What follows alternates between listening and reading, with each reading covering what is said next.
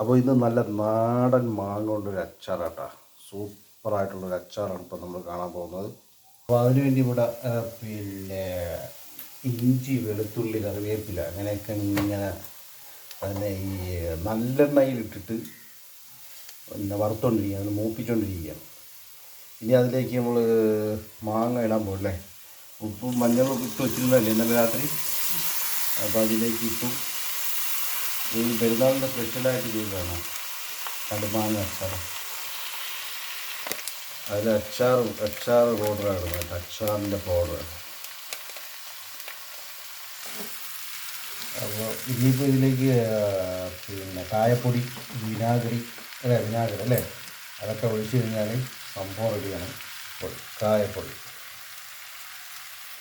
ഈ വിനാഗിരി, പിന്നെ അതുപോലെ തന്നെ ഈ കായപ്പൊടി ഇട്ടപ്പോൾ നല്ലൊരു മണം, അടിപൊളി കേട്ടോ.